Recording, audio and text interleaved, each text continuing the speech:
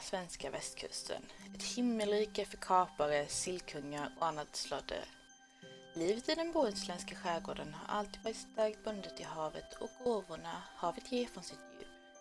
När sillen kommer in bodde öborna i överflöd och rikedom. Men när sillen plötsligt försvann efter ett par årtiden så föll öborna ner i ett förskräcklig fattigdom och vedermöda. Skärgården är svår att navigera med starka strömmar och lömska grund. Sjöjungfrun styr över havet, vågorna och alla djupets varelser. Och sägs ha en fiskstjärt istället för ben, en urgröpt fiskfödelstäckt rygg och gälar. Sjöfarare var visa nog att blidka henne med offergåvor. Hon kunde belöna det som erbjöd henne gåvor med gynnsamma vindar eller stora fiskfångster. Men å den andra sidan, det som inte erbjöd henne något, kunde hon straffa genom att skicka stormar eller placera isberg i deras väg.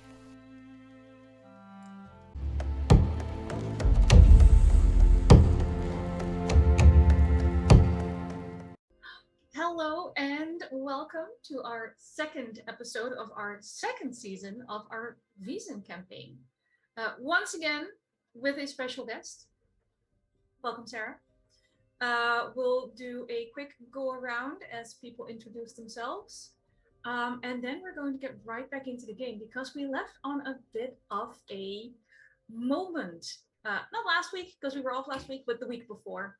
And I'm going to start my top left because it's easier and no one can tell me I'm wrong. Baker.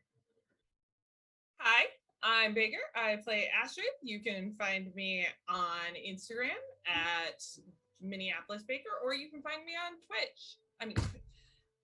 Twitter at Baker_TTRPG.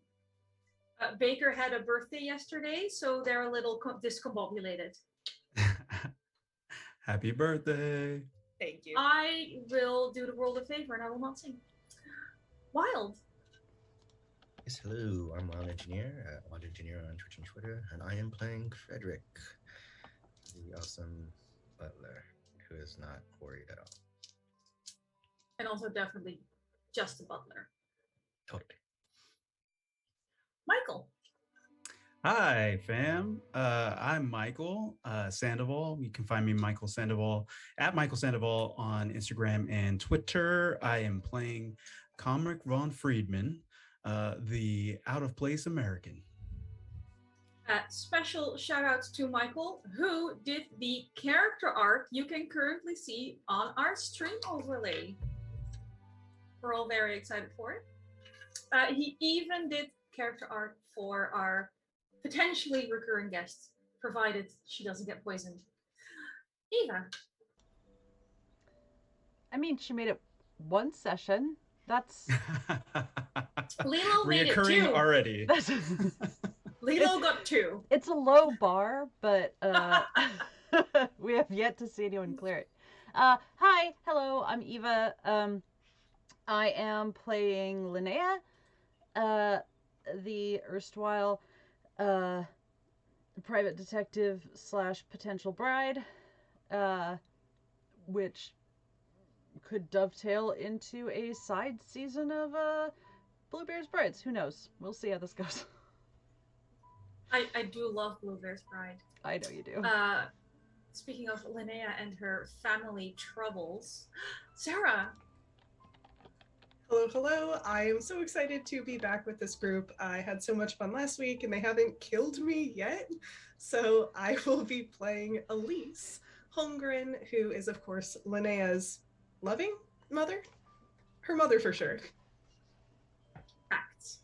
And I'm Anniek. I am their GM and I will be playing everybody else, as always. I am also melting as my country is in a heat wave. So there might be extra water breaks at some point during the stream. Now, we discussed that there should be a brief recap of everything that went down. I keep wanting to say last week, but it's not true. Last time.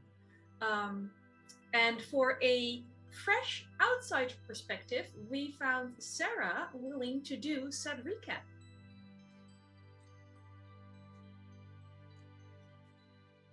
My daughter, Linnea, She arrived into the area a couple of days ago with a interesting group of people that she's been spending quite a bit of time with.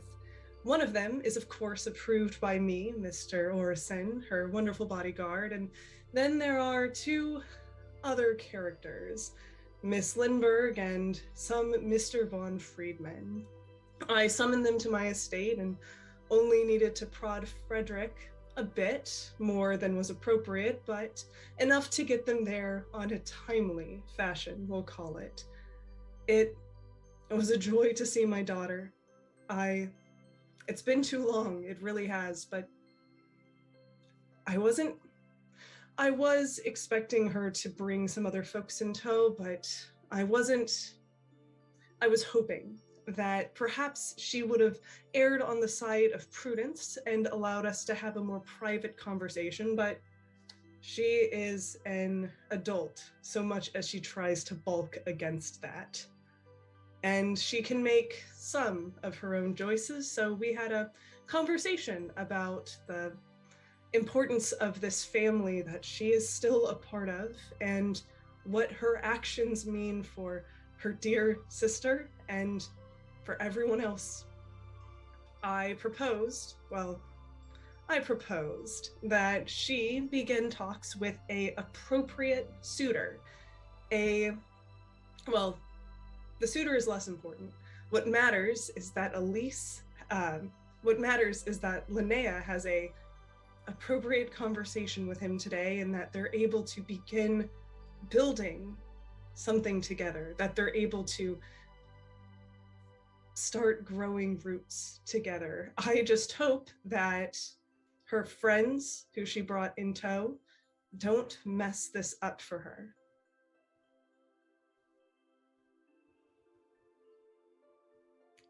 As do we all. Some in more ways than others. When we left, we had, in proper RPG fashion, a very, very split party. People were preparing in their own right, in their own place. Some haven't been seen in a few days. Elise is, of course, in charge of the household and all its servants. Linnea was getting dressed, I believe, to go have a pleasant meeting with her suitor later on. Astrid was, I hesitate to use the word assisting, but at least, moral support and verbal support. And Frederick was sounding out the other employees to see what he could learn about the future groom, ? The person we haven't seen in a while was, of course, Mr. von Friedman. Mikyl, what is Komrik up to? Well, Komrik found himself separated from the group. He wanted to go back to a small fishing town that he was actually found at after seeing his first Vaesen. He wanted to go back to Westeren. It's just west of Stockholm, to try to look for some clues as to if there was any Vaesen helping him or keeping him alive at one point in time. Okay. Upsala, Stockholm, not a ridiculous distance. Something you could have done after you arrived on the ship back with the rest. So you wished them well, briefly said goodbye, secured transport with your none too impressive funds though. So we're talking, I mean, Are I you scraped taking, up everything just to get yeah, down are we here. talking like a budget carriage? Are we wheedling? Did you buy a new pony? I feel like a little bit of both. I just hitch a ride with somebody going down, coming back from the Stockholm area, bringing fish back and forth, and so I arrived there very fishy smelling. Glorious. I All right. don't have to make a smell check, do I? No, but it might factor into any potential stealth checks if there are creatures nearby that rely on scent. Makes sense. I should just keep my big mouth shut. I really enjoy giving you guys enough rope to hang yourselves with, just in general. But not when we actually need it. No. Then you have to go look for it. Oh, that was one time, Astrid. One time. Metaphorical rope. You are deposited on the side of the road by said fish cart, because you're looking for a rather secluded beach as they travel on to Stockholm. And for starters, you can pick if you want to roll investigation or, let's say, learning, to see how well you remember just where this beach is. Because you were not in a particularly healthy state of body or mind last time you were here, as you were half gutted crawling through the sand. Can I use my advantage that I gained on the last? I know it's been a while. You may, yes. Okay. That is a good old 4. Whoa. I did get a 6. 1 6. 1 6? Okay. Yep. So it's not like a straight line from the road to where you're going. Oh no. There's a fair amount of wandering around. But you do, after I think a good hour searching along the shoreline, spot something. It's not necessarily that you recognize this particular area of the beach, but you recognize a piece of wood that you spot in between some of the rocks. I'd like to kind of check out that wood and see if I recognize it from the ship that I was on. It is not a part of the ship, but you recognize it as part of the cargo crates the ship was carrying. Oh. They still bear the name of one of the companies that was using the ship as a shipping charter. So I don't move anything. I keep everything as is, and I take out my journal and my pencil and quickly jot down like a quick description, and where I'm at, and then kind of sketch the scene as I see it. Okay. In my journal. Yes. Are you able to do this calmly? Clinically? Yeah, it starts to bring up some memories, but I push them down as I usually do, and try to get quick work done. Of course, the quality isn't great because I'm watching around and kind of looking for things that could pop out. Okay. So you don't have the feeling anything is about to jump out at you. You do see I'm trying to think in feet. About 10 feet away,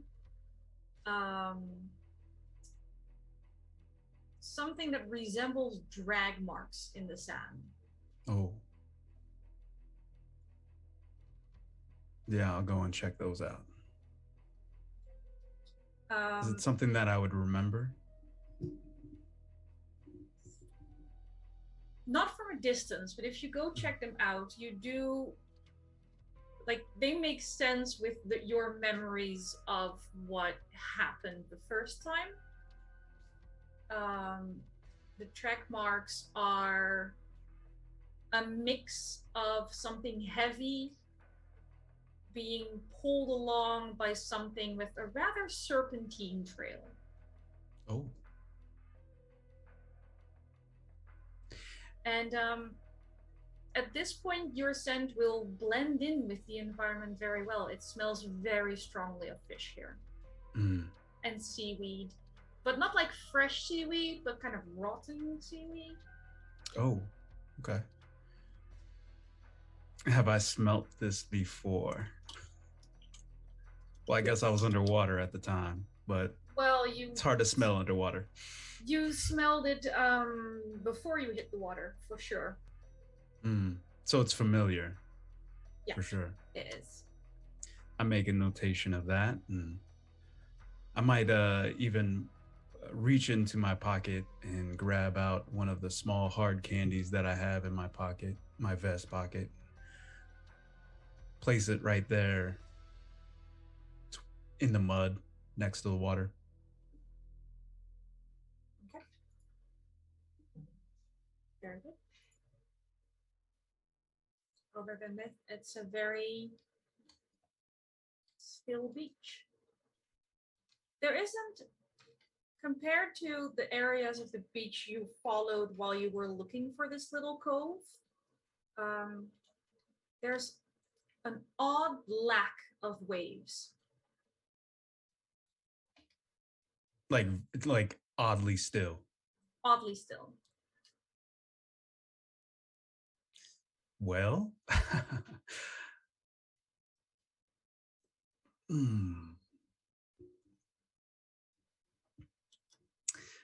yeah, I think I would maybe go up to the water and put a hand down, just pressing on the water, see if it ripples out. It ripples out. And there's this kind of weird sucking sensation on your hand. In several places, not like your whole hand is being pulled down into a vacuum, more like suckers. All right, that rightly freaks me out. I'm gonna go ahead and back away from the water. Very smart. Proud of you.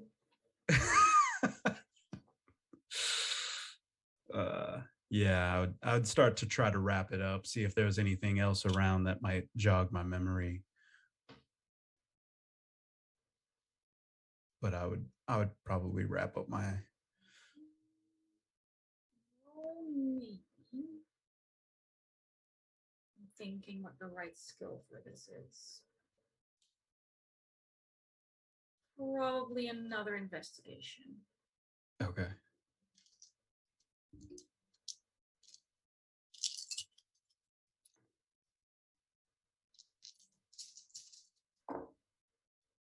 Ooh, I got 1 6.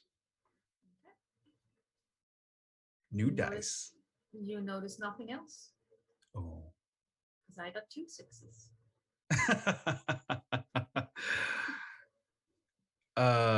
Can I push then? Yes. How do you push? How do you look harder? That's a good question. So I kind of blink a little bit, rubbing my eyes, try to focus on the track where the debris is, and kind of back away, because as you back up, you actually get a wider view of things, and try to focus a little bit harder, kind of press my feelings down and breathe. Just breathe a little bit. I'll give you a choice. You can either push this roll, or you can roll again with vigilance. Oh. Well, I don't think that's going to be a. The risk is lower, but Yeah, I'll roll with vigilance. Why not? Why not? why not? What You're going to could give me go the wrong? option not to hurt myself.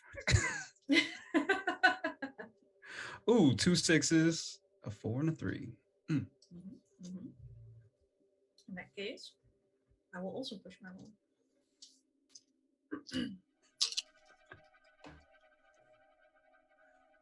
Oh no! Was that the music change? Yes. Did everybody hear that? I'm not the only one. All right, good. As you take that step back and center yourself and focus just a little bit harder, you notice just beyond this really still bay, this really calm, quiet area, you notice the water swelling up. Nothing's breaking through the surface tension, but the area of water being slowly pushed up is huge, like ship-sized. Oh. Yeah, I quickly I back away from the water, trying to get a little bit of cover behind like maybe a tree or some sort of bush, and watch to see what the water does as it manipulates around. Okay. Roll stealth, please.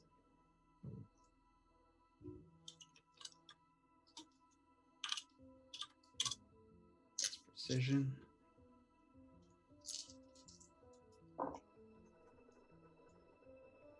And that's where I fail. Lovely. I'm so stinky. Well, I rolled pretty well, so I probably would have spotted you anyway. As you're hiding in this like shrubbery half behind this tree, you do keep your gaze trained on the water. And as the ripples become slightly more pronounced, a head breaks through the surface. And by head, I mean it's mainly like snout and some eyes, and everything else is remaining submerged. Pretty much, yeah. But it has a very flat head, so like not forehead. It's more serpentine than mammal. So it's easy enough to just poke out like 2 little nostrils, like a gator. But like a naga? no, Okay. like a sea serpent. Mm.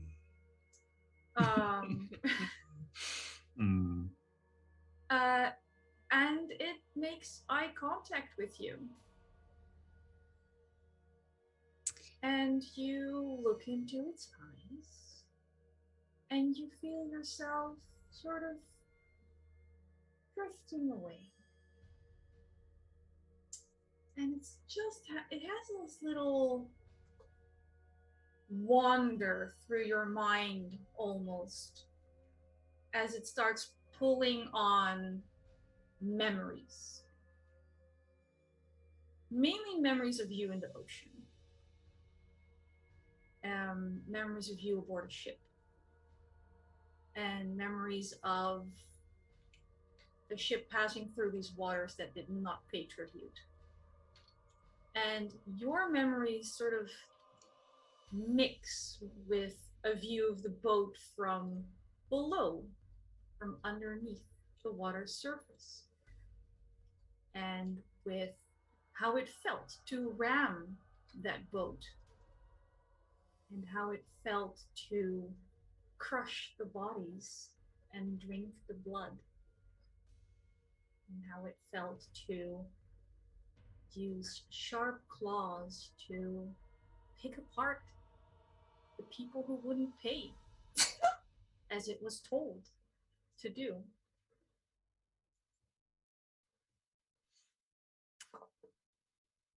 and those memories fade away, and you are stood thigh deep in the water on the beach, staring out over a perfectly regular ocean with perfectly regular waves. But the sun's a bit further in the sky. You've probably been standing there for a good hour. Ooh.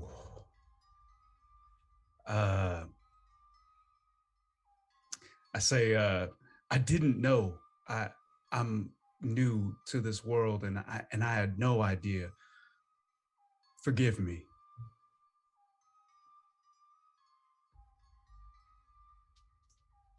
And then I'll slowly back out of the water because this is not my favorite terrain. Fair enough. All right. We will accept that you find your way back to the castle eventually. And we'll go see what everyone is up to in a beautiful, fancy townhouse in Upsala. Linnea, are you ready to meet your future boyfriend / husband / fiance? Nothing would please me more. A blatant lie, I can appreciate that. So you are appropriately dressed. Yes, I should hope so. Remind your poor beleaguered DM, what was the plan for meeting him? Was it a stroll through the garden? Yeah, we were going to eat food first because Linnea, it turns out, is very food motivated this season. I think after their recent journey, she appreciates a good meal.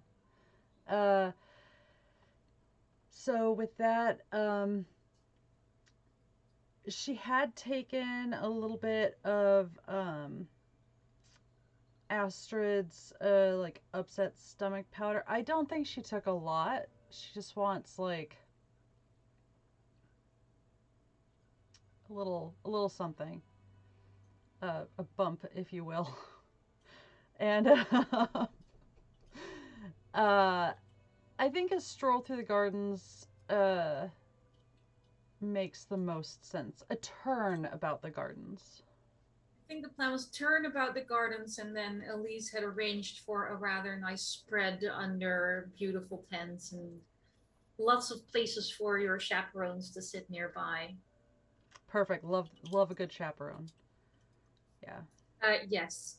So Miss Lindbergh would not qualify as a chaperone. Just an FYI. Just putting it out there. I am a responsible adult. I did assume that poor Astrid was not included in that. However, yeah, Linnea was sort of pushing hard for Astrid to like gather cuttings or, you know, whatever she wanted from the Holmgren Gardens. Holmgren Garden Center. Sorry. Look, Astrid has like copious bags and like hidden pockets, even in her like fancy dress, I assume. I would assume so, yes. Yes. Also, plenty of skirts where you can put stuff like in between the layers. Is it a sunny day? Does Linnea get a like parasol, sunshade sort of? I mean, it's cloudy, but you never know if the cloud cover is going to stick around, so you need to carry one anyway. That's when you burn the worst. It's true. Then you don't know what you're doing. Nope. You have a matching parasol. Thank you. For my mental image, I needed it. Oh, that's very important. Elise, who have you designated as the chaperone?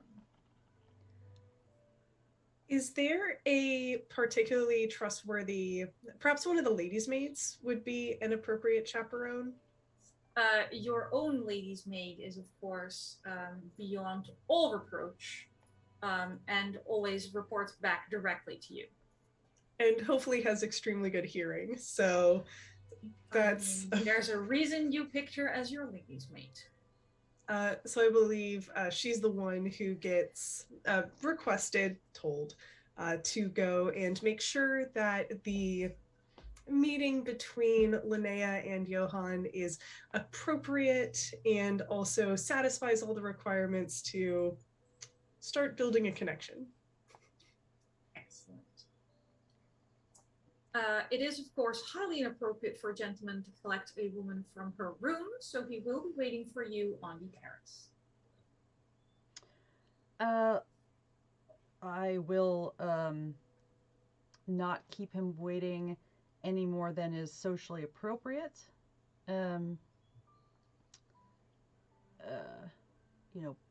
Punctual but not too eager. I however that works. I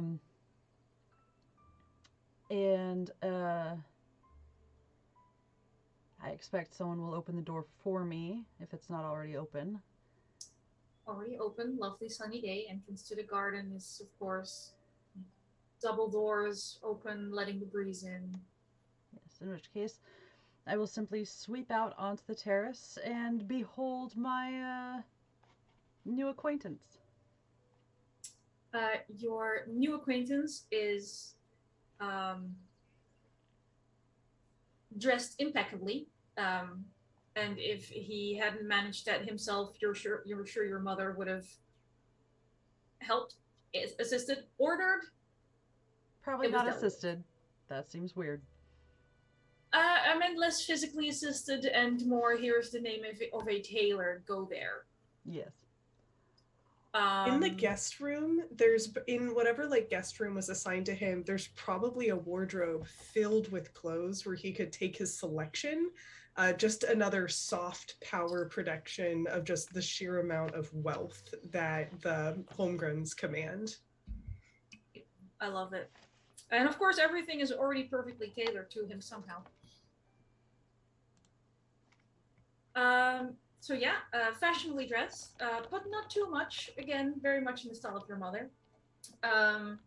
Slightly taller than you, brown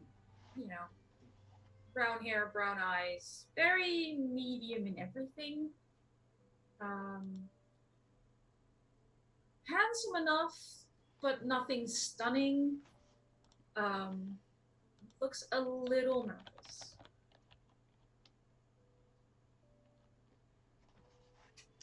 Especially as you sweep out onto the terrace looking as amazing as you do. Probably the best she has in 4 months, ever since she turned up to the castle. He, of course, offers the correct bow. She will return with the appropriate curtsy. Yes. Offers you his hand. We'll wait for you to speak to him. Since you do, in fact, socially outrank him. Technically. Because of our families, not because of our... Oh yeah, no. Technically, as a man, he'd outrank you in general, but he knows enough about your family's reputation and your mother's reputation to know when to not start things. Fair. I will take his arm, and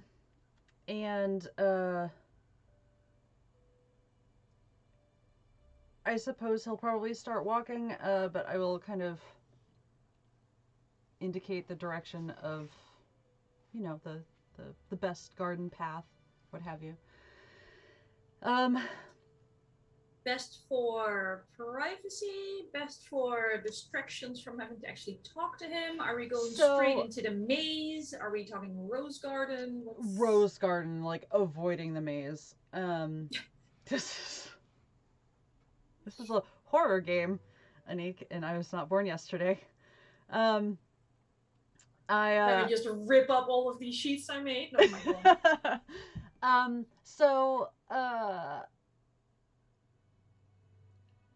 Linnea is aiming for mostly like auditory privacy, not obviously from the chaperone because she knows better, but she wants to be visible because if her mother looks out or whatever, she wants to be seen like engaging in conversation and that sort of thing. Or if anyone is reporting back to her mother, she wants it to be seen that they are talking or what have you.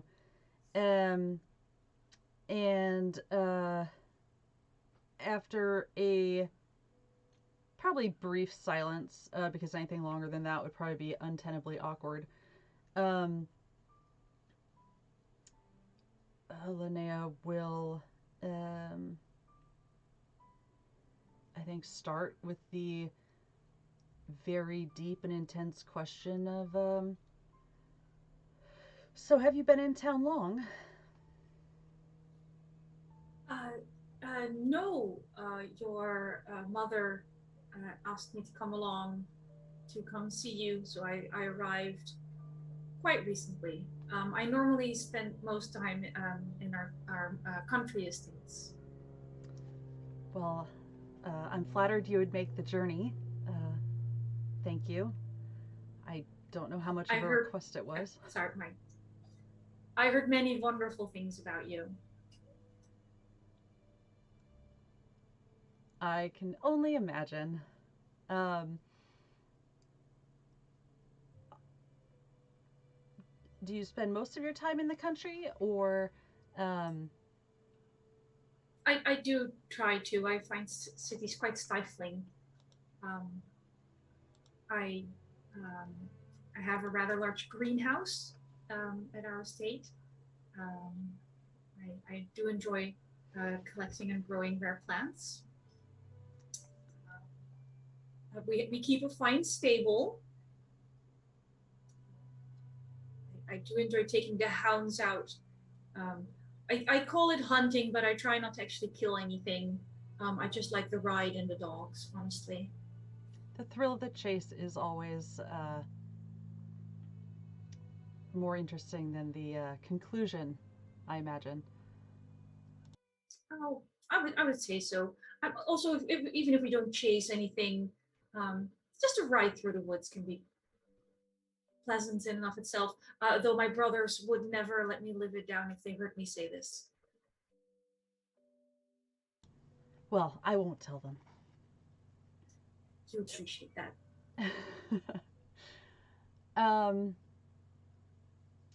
You?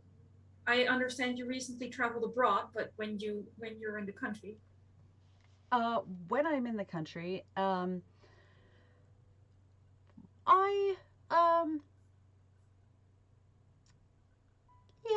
cities just aren't really my thing too much either. I actually have a little bit of interest in hunting myself, one might say. Tracking down interesting things, puzzling things out. Oh, I do enjoy puzzles. I have a number of puzzle boxes from the Orient. Have you been able to find anything interesting in them? I know sometimes kind of they've already been gotten to, but I know sometimes there can be great treasures hidden inside. Oh, I don't think they're be considered great treasures. One of them had some small bones in it. That was worrisome. The others were empty, and one I haven't been able to figure out yet. Perhaps we can attempt it together. That sounds delightful. I think she'll it's kind of across, like, she was very prepared to do, like, the practiced smile and all that. I think there is, like, a bit of a genuine, despite what the GM may be saying in chat, I think there is a bit of genuine, connection on Linnea's part. At least it's just like amongst the like society, he would be considered dull because he doesn't hunt, and he doesn't attend the balls, and he's not whoring around, and he's literally just a quiet country boy. Yeah, which is not something that is particularly appreciated in high society at this point. Yeah, well, that's not terrible. Yeah, I think she'll just spend some time still not going in the maze. You can't trick me. Like,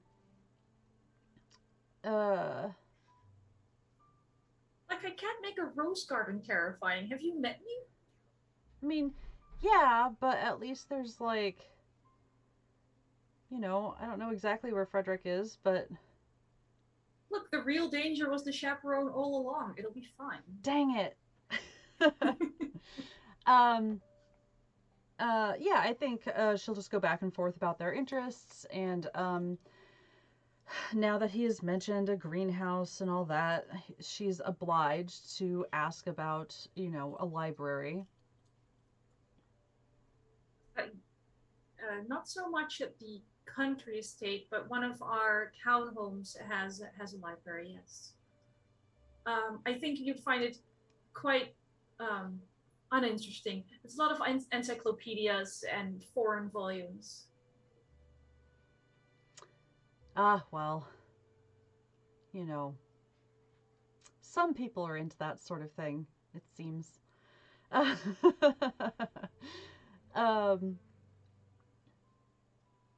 Yeah, unless there's anything specific he has to ask about, she's just going to keep it rather light and like surface level, like investigative. Okay. We'll leave you to walking in the garden for a little bit. What do I want to start with? Frederick, what are you up to? Can Frederick conveniently be picking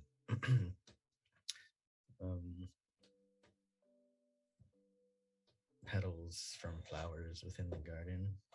Being conspicuously inconspicuous. Are you butchering Elise's rose garden? Because someone will come and stop you. I mean, I'm not hacking things up. Just ripping the petals off of the roses. No, that's what you have tiny scissors for in a little bag. Oh, you're fake gardening. You're pretend pruning. Well, I'm actually pruning because you can't just trust everyone else to make good potpourri, but at the same time, may as well on there. Keep an eye out on Linnea. You are going through the homegrown's rose garden for your potpourri making skill. Accidentally a little close to Linnea and Johann. I'm probably trying to make sure I am consistently in eyesight of the chaperone. You know, maybe be a slight distraction for her. The chaperone has dealt with people like you before, is incredibly well trained, and ignores you completely. Unless you want to make a more concerted effort to distract the chaperone, she just breezes by you. Yeah. Actually, roll observation. Observation. Okay. So it's the total of the numbers, just to refresh it, right? Yes. Cool.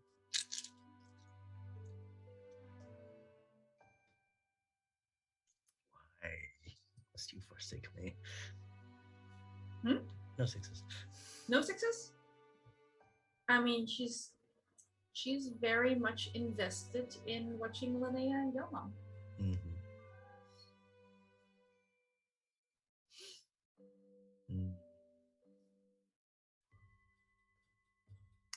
Okay, I do definitely want to try and make a more concerted effort of drawing her attention towards me. Okay. What do you do?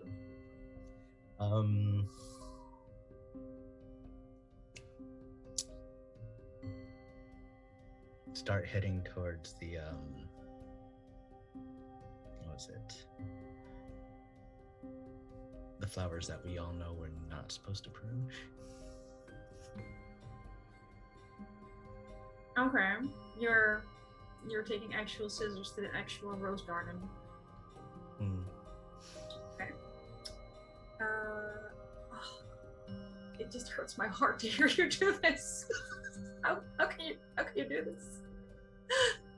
The hours they spend on this.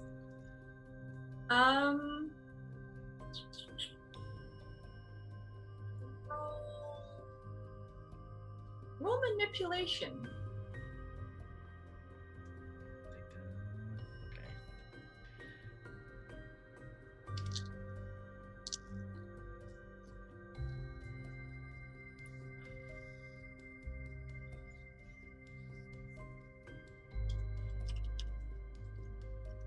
And I still like me today. She glances at you, raises an eyebrow, and turns straight back to Linnea and Johann. If you want to, after, because you had a new interaction with you, I will let you try observation one more time.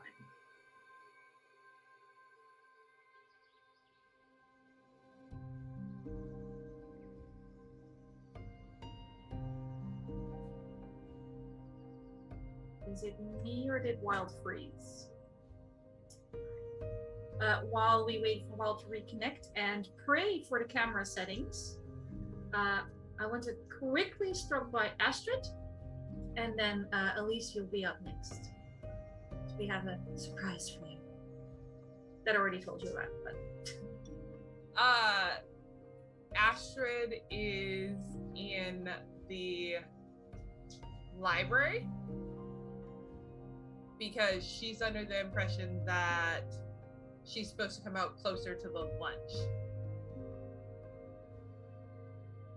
So she swings by the library to see if there were any good books. Not that she would steal any of them, just maybe copy some of the notes. Or take them upstairs for Linnea to see. But she's specifically trying to see the ones that were maybe kept away from other people. So, it's not like they have like a set library in here. It's not that kind of library. It's also not amazingly well sorted, considering they're still like, this isn't their main estate. This isn't their main library. So it's not huge, and there isn't a lot of unusual books, because if they have a lot of unusual stuff, it'll be in their main dwelling, so to say. So they basically have the books you need to look cool in Upsala and a few of Elise's favorites, and that's pretty much it.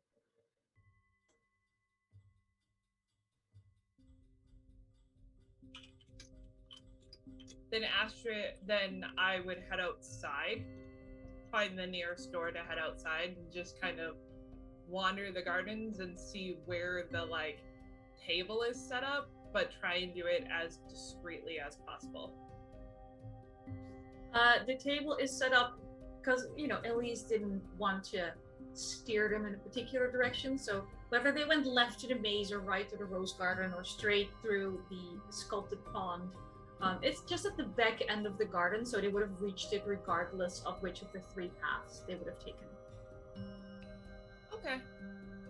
Astrid's going to start kind of aimlessly wandering, seeing if she can find any cool plants or clippings, particularly of like certain types of roses and certain types of like vines and stuff like that.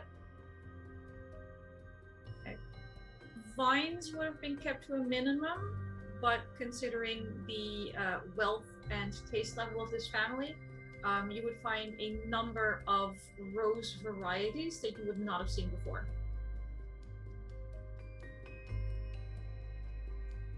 Astrid's going to pull out a little leather-bound book and start looking through the pictures and see if any of them match the ones in her book. Okay.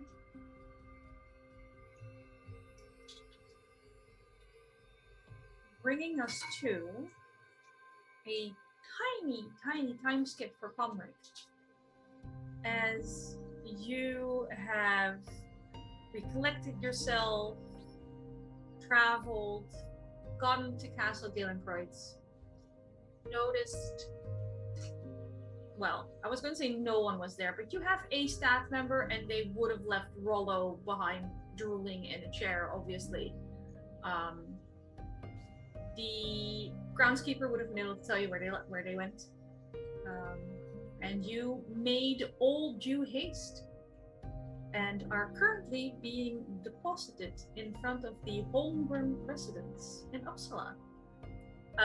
I will say if you don't rest soon, you're going to start getting exhausted. Valid point. I would like to knock on the door and see if anyone might be home.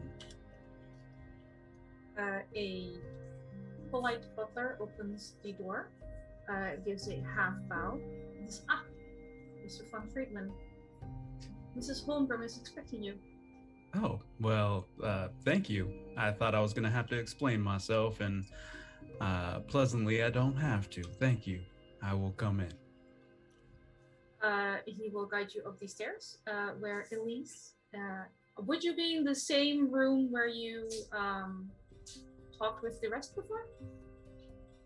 Elise would have been about the house, kind of tending to the staff, making sure that the meeting between Linnea and Johann is going well. She is, of course, receiving pretty frequent updates on the conversation.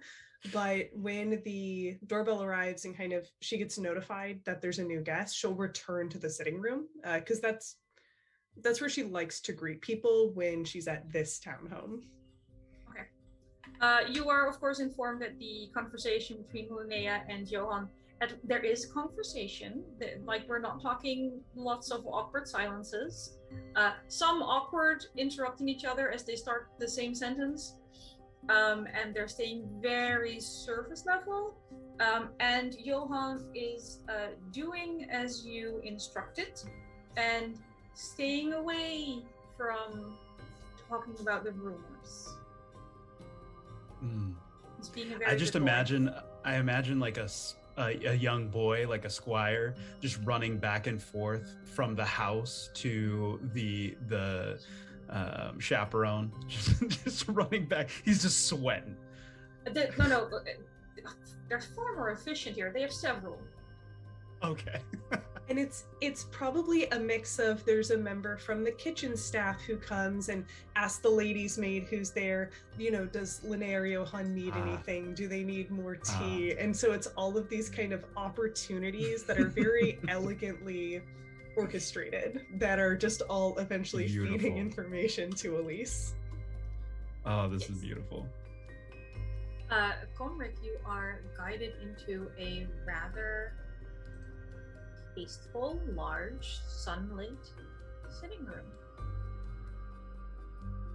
Why, hello. It's a pleasure to meet you, Lady Elise Holmgren. Miss Linnea never told me that her mother was as enchanting as you are. Now I see where she inherited her stunning looks. I imagine it's the same place that she received her keen intellect and adventurous spirit. Mr. von Friedman, I am so glad you were able to make your way to my home. The hour is a bit past for tea, but could I trouble the staff to get you a pot? Oh, no, that's quite all right. I appreciate your hospitality. I just am here to come and talk and maybe introduce myself as one of your daughter's co-workers, so to speak. Well, I would hardly live up to the expectations you certainly have for me if I didn't play the part of good host and at least bring in something warm for us to drink. And Elise, despite herself, is smiling because it seems that Linnea has at least one appropriate friend. And Elise will pull the same trick she did before, where a hand goes to the corner of the table and another member, shortly thereafter, 2 members of the household staff this time come and refresh with pots of tea. And this time, very similar to what the others experienced, Mr. von Friedman has a small teapot with his own favorite type of tea placed before him. And they pour the first cup before leaving. Thank you very much. I appreciate that. It was quite a long journey to get here. I had a few stops to make, or else I would have made it with my compatriots. So how is everything going? Your family is incredible. Honor, status, wealth, respect, success. How does it feel to be the success, the backbone of the success in your family?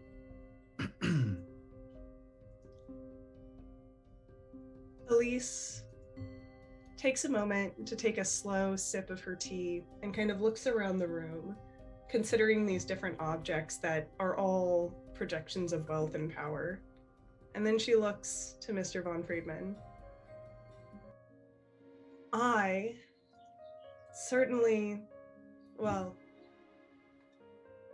there's a lot that goes into running a household, and there is even more that goes into running one like this, which you don't seem to be a stranger to, or at the very least you have a appreciation for what happens here.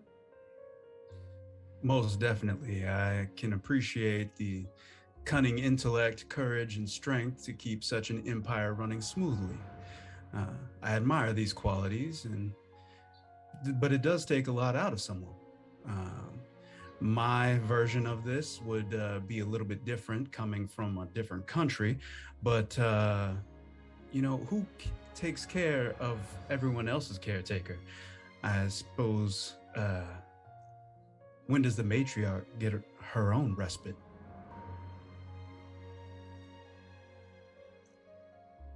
After a long pause, she leans forward and sets her teacup down, and there's a soft click to punctuate the fact that there's a slight frown on her lips.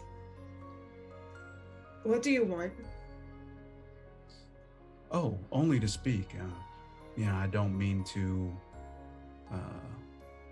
oppose any issues here. I'm just here to have a simple conversation. One individual to another, that's all. I'm just here to see where Miss Linnea came from. That's all. A conversation typically ends in a request or a question answered. I suppose you have at least one question you're willing to share, but someone doesn't walk into my house and shower me with so much flattery unless they are specifically looking for something. I do not have time for this. My daughter is out having a very important conversation. I have other matters of house to attend to, as you have so keenly pointed out. Do not insult my enormous intellect by trying to sidestep this. Oh, I would never try to offend you in such a way. In fact, I was only here to maybe give you a gift and possibly share a story with you. I have no interest in asking anything of you or your family, um, as I don't believe a stranger should go into a home and ask for something to take away from such a successful family as yourself. So I understand your acuity for business and how most people would come in here and maybe want to barter or bargain. I'm here for neither. If you believe me, that's fine. If you don't, that is also fine. But neither here or there. This is what I'm here for. Completely transparent. Well, all right then. That is certainly refreshing, given the events of the day. And Elise will make a show of settling back into her chair. There's still a static around her, but at the very least, she seems pleased with this response. So you're here to tell me a story. Here's one I am particularly curious about. You said that Linnea is a working woman.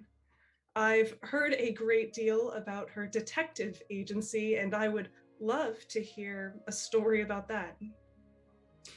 Well, as you know, we traveled together, and Mr. Frederick is quite a great chaperone. He is very protective of her. We looked into maybe some things that changed on an island close to here. We made sure that everything was all right and tried to right things, look into a mystery and right the wrongs that had happened there. Supposedly, there were some mysterious things going on. So we just righted those wrongs, that's all. She is very smart and could see things that most others can't. Since, being with her, in working with her, she seems that she picks up on mysteries and clues quite often. I'm sure she's told you a lot about all of our trip, including the always amazing food. I have heard of the Sailor's Tavern that your group is so fond of, and she has certainly given me some of the high points of the trip, but it's always a pleasure to hear more perspectives. We talk so much about broadening horizons, and it certainly sounds like y'all have been so many places, and I would be remiss to not be interested in what my daughter's been up to. Absolutely. Well, I mean, speaking of perspectives, we can all remember to much simpler times, being young and full of wonderment. It's so interesting because the world was not a better place when we were children. We just saw things through a different lens, a different perspective, if you will. Before the burden of our parents' expectations, society's responsibilities, and much worse, cynicism.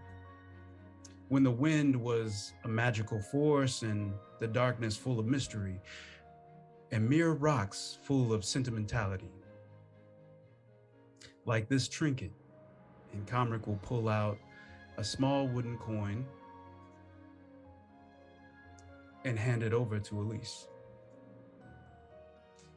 See, this was given to me, well, at my lowest point. At a time when I thought of myself as a coward, a liar, a fraud. And when I thought all was lost, this coin was given to me by a complete stranger. He believed that I was better than what I thought of my own self. It took me a while to believe him, but when I did, well, things began to improve. I felt joy again and a higher purpose. That's when I met Miss Linnea, Mr. Frederick, and Miss Astrid. It's important to remember these joys in life. Go ahead and hold the coin between your palms like this. I know it's a small trinket, but it means quite a bit to me. And think of a time when you were at your most happy. Not just a happy time in your life, but the moment that you were most fulfilled with joy. Now close your eyes and feel the joy in that moment. Pure joy. Not a worry, not a care. Just you in that moment. Can you feel it? Let's say yes. Now, with your eyes closed, focus on that feeling. Happy, joyful, blissful. Focus and turn that feeling into a color. Can you feel that color flowing around you? Gold is the only color that matters. What color do you feel? Gold. Gold. Now imagine you're glowing in color, that golden color all engulfing you. Can you feel it? Let's say yes again. Now take that feeling and condense it down. Let it wash over your body, into your hands, into your palm, and hold on to it. Don't let that color go. That gold is just in your palm. Now with that feeling in your palm glowing, transfer that emotion, the joy and the happiness, the laughter, the memories, the gold, transfer that all into that coin. Imagine the little trinket is white hot with gold and filled with the joy of that memory.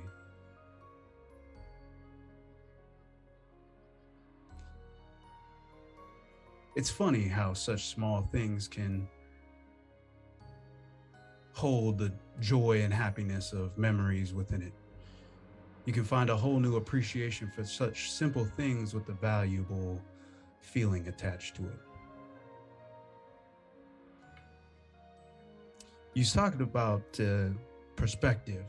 What is your perspective on Miss Linnea's travels so far?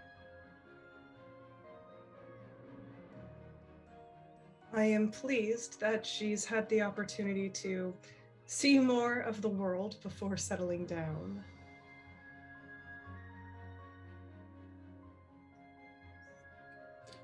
The world is a funny place and things are changing. Soon you'll be able to take all the credit for all the hard work you've done for your family openly, and no one will bat an eye. She's looked at what the world is in a different lens and a different perspective, as you said, and maybe wants to make a place for herself among her peers, among men, as a strong, independent woman. I believe that she hasn't quite seen much of the world, but if you say so, this is your family, and I know that there's going to be difficult decisions to make. You insult me. Do you not consider me a strong, independent woman? Oh no, I know better than that. Then why can't Courageous. Elise find her own way with an appropriate suitor? To do the same. No. Because if she goes down the road that she wants, then You're smart. You know what that would mean for my family. So here is something. Close your eyes and think of a time when you were a child. Think of when you bucked against your parents' will. Think about the times when you thought you knew better. But remember that there was, hopefully, a strong guiding hand, bringing you back to shore when you swim out too far, helping you, guiding you, calling you back. I am doing that for Linnea. And I am not going to defend the way that I am raising my daughter. Absolutely, as you shouldn't. Like I said, this is your family and this is what you created. And as he looks around, this is a beautiful, beautiful estate. And I'm sure that is one of many that you have. I would not take that away from you or your family in the hard work that you have done to get to where you are and raise such a beautiful, smart, intelligent, and caring daughter. Now, I did give you a gift. And what I am here to do is tell you a story. When I was a young boy, I was artistic. I used to use colored pastels to recreate this large stained glass window in our main living area. I remember people explaining to me how stained glass was made. Broken shards of glass, molded and shaped into such beautiful works of art. I remember being in awe. The symbolism lost on a boy like me at the time, of course. But I see as I get older the parallels to my own life. I remember painting one evening and I heard a loud pop. I ran outside and saw a wounded robin laying on the ground next to the window. One wing flapping, the other just limp. I scooped it up and gently took it inside to get help, but when I got inside, my hands were bloodied and torn, ripped by it lashing out at me. I made it inside and remember thinking, why would the robin do that to me? I was just trying to help. It must know that it's for its own good.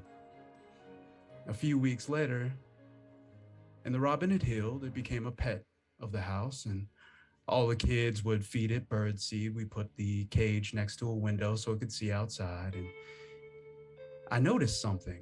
The passion and the fight was gone.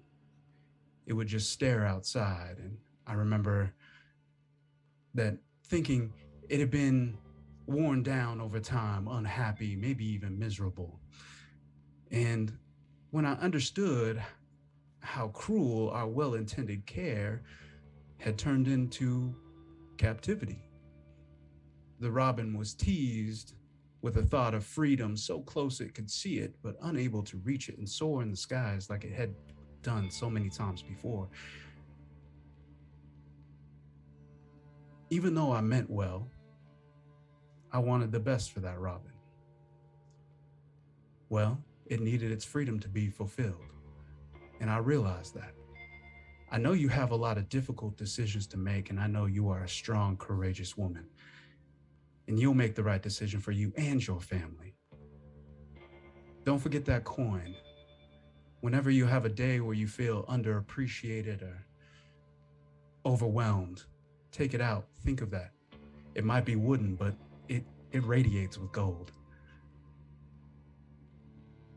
It set me on the right path, and I hope it does the same for you. I don't need it much anymore, but Lady Elise, I'd like to give that to you. You've insulted me with your words, and you insult me with this gift. And Elise puts it down on the table, doesn't bother sliding it towards him, just leaves it in the center. Komrik can do as he wants with it. I do appreciate. Oh, go ahead. In this story you told where you get this coin, you said it was given to you by a stranger.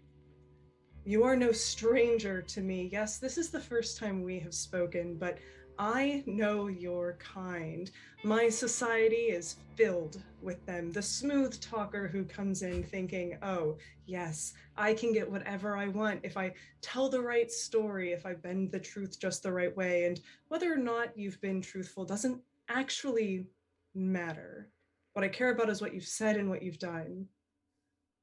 And remember this, I would rather live in a world where Linnea and I am miserable every single day than live in a world where she is not a part of it. I will not live one day in a world that she is not a part of. Now you will see yourself to the garden. I don't often get a chance to talk about my past or my emotions, and I appreciate your time, and I understand that maybe what I said might have been upsetting.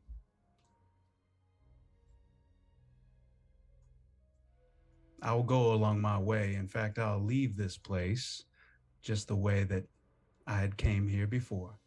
I appreciate your time, and I hope all is well later. I wish you the best. Until we meet again, Lady Elise Holmgren. He'll stand up, a proper about face, and saunter right out the door that he came in.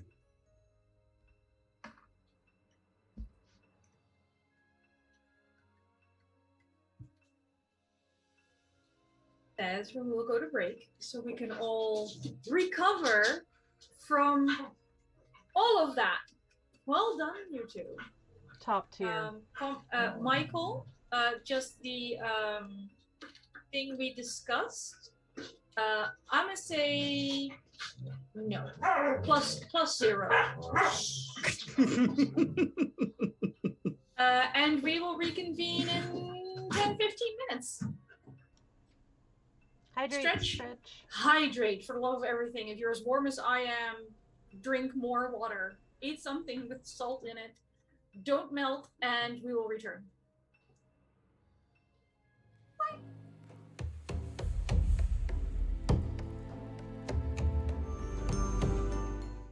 And welcome back. I hope everyone's doing wonderfully. I cheated. I stuck my head in my pool, and I am now much cooler. Also still dripping water, but that's thematically appropriate. So we're sticking with it. We just left as Elise and Komrik said goodbye to each other in their own special way. Astrid is on her way to the lunch table for a lunch she is not invited to. Frederick attempted to distract Lady Holmgren's lady maid, who is the chaperone to Linnea and Johann, who are having a lovely conversation. And Frederick sadly failed twice. The lady's maid has dismissed you as a nuisance and simply alerted a gardener to your attempts at making potpourri out of the prized roses. And you have several stern-looking gardeners currently watching your every move with the tiny little pair of scissors you have in your hands.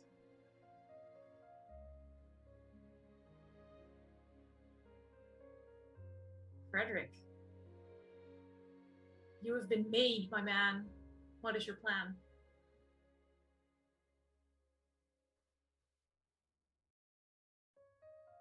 Let's see, the gardeners, right?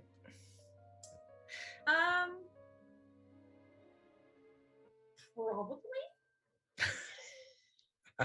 I'm just going to say, you know the kind of people the Holmgren family employs, and considering the fact that you are considered a butler, there is always a chance there is a gardener or a gardener. Right.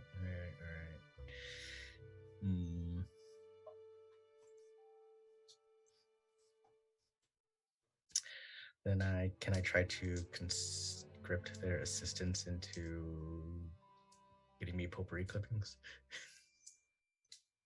You may certainly take potpourri clippings, but not from these roses, from the general roses. Like you're in like the prize variety section, where they've like mixed breeds and new color strains. So they're sort of sending you towards more of the basic rose bushes with the carnations. They suggest some lavender if you want things to smell nice.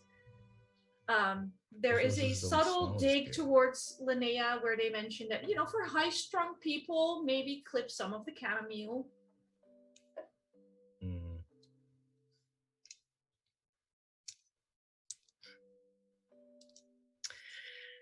Okay, well.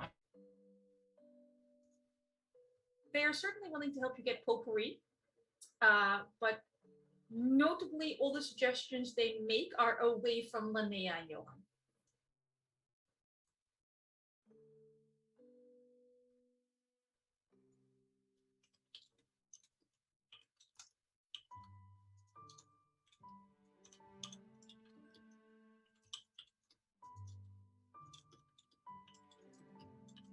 I think we lost him again. This is a very long time to think without blinking. I mean, sorry for the bird. Oops. You know, it's an important thing to think about. It is. I mean, how do you deal with a group of gardeners? Well, I happen to know what Astrid is doing. So tell me, Baker, knowing what you know and knowing what I know, you're clipping an assortment of plants. You two have a gardener. Let me do this correctly. A gardener nearby to offer assistance. Are you clipping your way towards the lunch table? Question mark. Since there wasn't anything in the library, I feel like I have a bit of time. So you do. You have a clear view because again, Elise went to Old Troubles, and there is in fact like a portable gazebo, basically a nice lunch bed. There's shade, of course. You can't have Linnea freckle, so you have a clear view of where they are supposed to be having lunch soon, and you can tell that they are not there yet. Okay. So Astrid would be going around, and because she's been studying, she knows how to clip without damaging the plant. Mm-hmm. So she's going around and taking clippings of like the nicer one, and she's just like looking at the gardener. And at first she was like, "Do you work here?" Yes, miss. Great. I'm gonna need you to make sure these survive back to the. And she just starts handing the clippings off to him as she's going, and just like, this one needs to be handled this way, and this one needs to be handled this way. I'm sure you can manage. Do you need help carrying? You can ask someone. And just it's like going along. They like you're not damaging the plants. At some point you're like threatening to make an arrangement like lopsided rather than perfectly symmetrical, and then they're like a little hand on your arm goes, perhaps the one at the back, miss. Aesthetics? Yes. All right. And so she starts clipping from the back to make sure that she's not screwing up how anything looks. Because she doesn't want to get stopped. And she'll respect it. Yeah. Exactly. As long as you respect the aesthetics, they're quite happy to let you clip things here. I think she is also like, do you know what type of roses these are? Do you know where they come from? Like, she's also taking the opportunity to like learn about the ones that are maybe like that she doesn't know a lot about. You get common names, you get Latin names, you get the type of soil they prefer, you get the type of acidity they prefer. Astrid's just like writing this all down, and she's like, take me through the garden and point out the most uncommon flowers. So as you're being walked there, you sort of like intercept Frederick being escorted away from the fancy varieties that he was going to manhandle for potpourri. And it's a shame Wilde isn't here, but I imagine there's a bit of a look between you two. As you have one gardener behind you who has, like, he's on your side, he's pointing out fancy flowers, he's pointing out soil types, he's pointing out which plants are in pots because they need extra drainage that the current soil doesn't provide. He points out extra sand layers, the turf banks. And meanwhile, you have Frederick with a handful of leaves, some lavender, and 4 gardeners sort of herding him. Astrid's kind of forgotten her purpose in being in this garden, and she is treating this like a lesson. And just as Frederick walks by, she's like, Frederick, I'm learning so much! She's like, and whatever his name is, she's just like, he's so smart! And she's just writing, and she's like, and like, is just completely distracted. Frederick just goes, how wonderful for you.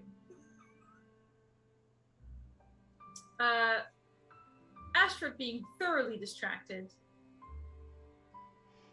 Linnea, how are we enjoying the walk? Pretty okay, I suppose. I think as they make their turnabout towards the afternoon refreshment pavilion, still keeping it, and when I say superficial, I mean like, you know, there's still lowercase p personal questions, you know, asking about, you know, his favorite hounds or, you know, some of his favorite plants or, things like that. You know, not just like, sure is cloudy today.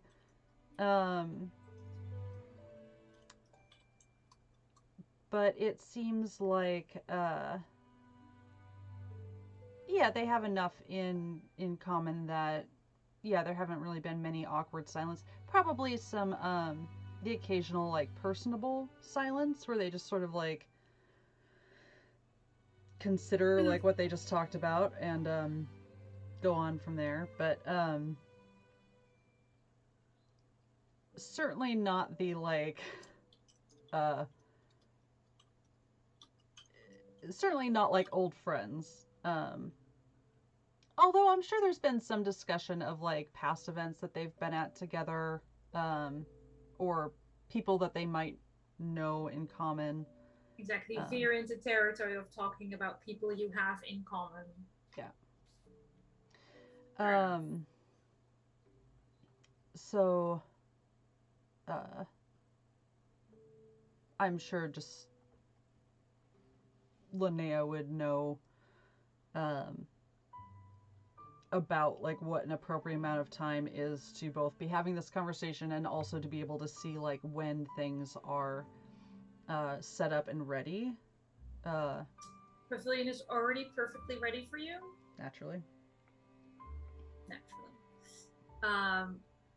There are noticeably fewer servants than would normally be at an afternoon tea type thing. Linnea has a brief... Your mother's lady's maid is also going to be on a bench nearby rather than at the table. There is room for more people at the table, but currently it's set for 2 of you. Okay, so it's meant to be like an intimate luncheon or whatever meal we're doing. It's not like... It is definitely the refreshment style, you know, like the several tiers of cake platter.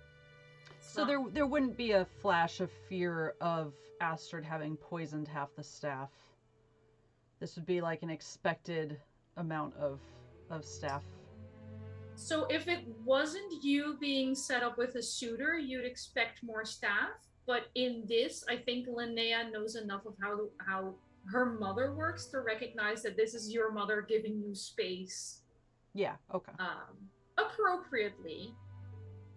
There is still a chance Astrid poisoned some of the food because it's Astrid. Sure. But you don't see any signs indicating that she has. Sure.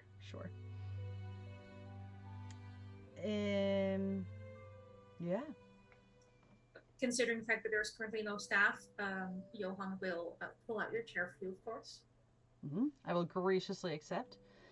Are they finger foods? Of course. And despite the fact that it looks like it's been here for a while, it is all still chilled. There is a choice of beverages,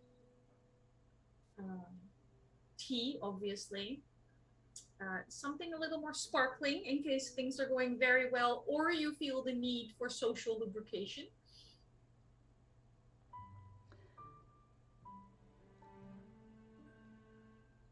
Remembering a certain night at the Drunken Sailor, I think Linnea will stick with the tea for the moment. Just to stay on the safe side.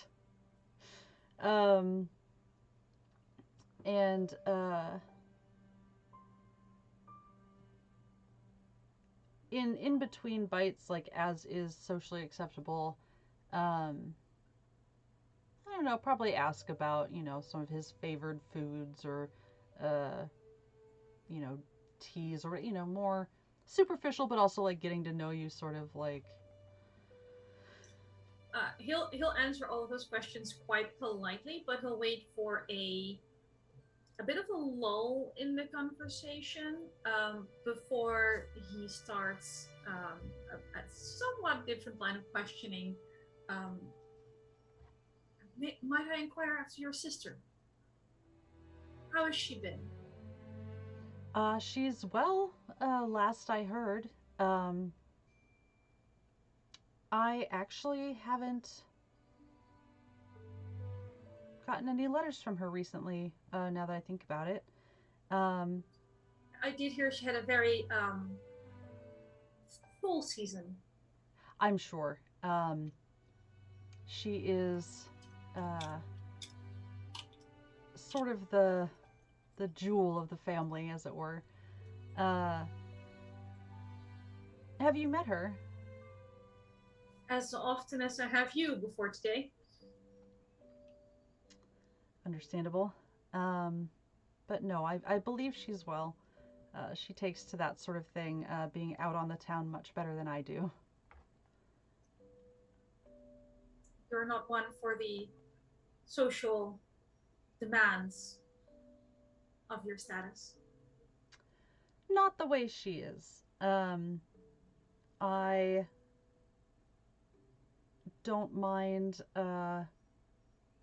certain activities, but she's certainly the more social butterfly of the two of us. I believe she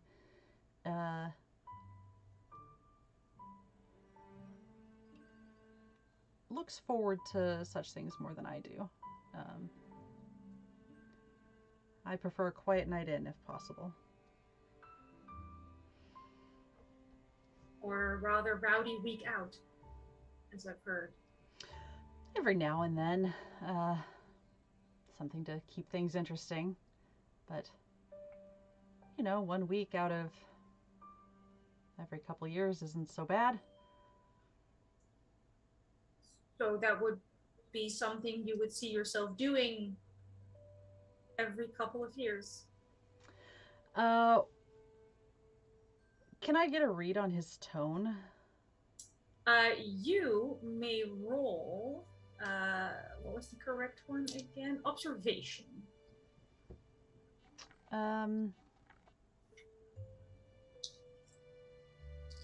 Let me actually, now that I've caught up on chat, if we can go to a break for like 2 seconds, and then come back, that would be great. That works for me. We will be right back.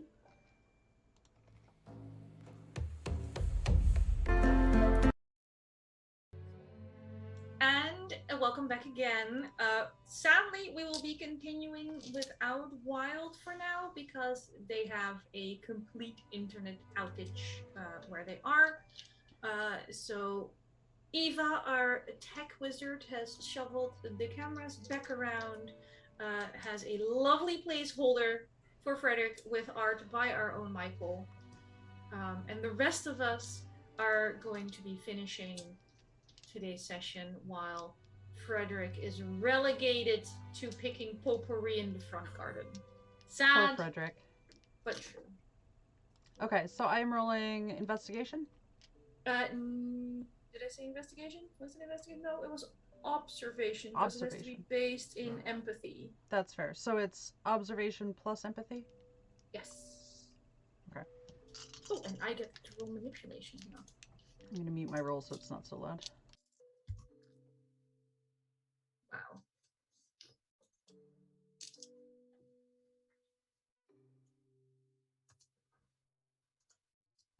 Well, that's no sixes.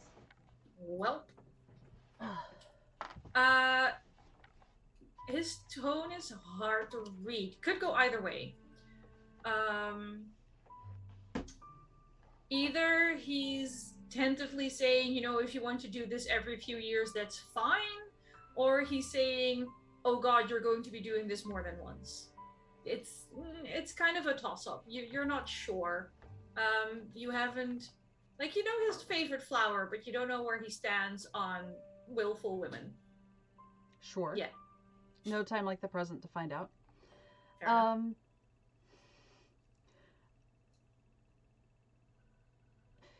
It's not really something one plans for. For example, I didn't plan to be here today, and yet I am. So we have that in common. My mother does have a way about her, doesn't she? She really does. I sort of take each day as it comes. It's good to make plans, but I think it's important to be flexible and not stand so rigidly in those plans that you can't make room for other things. And that sounds very, very day-to-day for someone from such a family as yours. Nothing you particularly want for your future? Well, sure. As I said, it's important to make plans.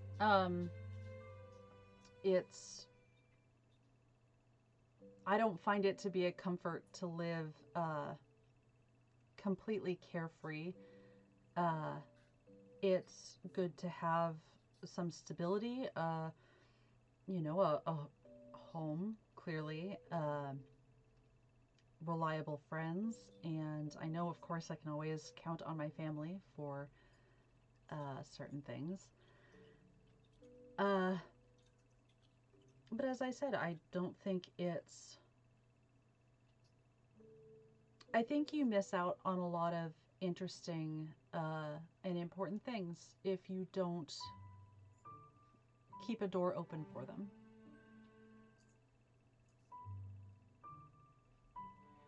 I see. Thank you for your candor. More tea. Please.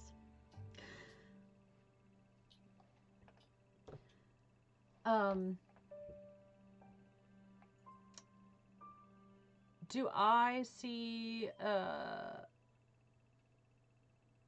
just glancing around in a normal way, not looking for an out of the conversation, just observing the gardens? Do I see Astrid or the retreating figure of Frederick?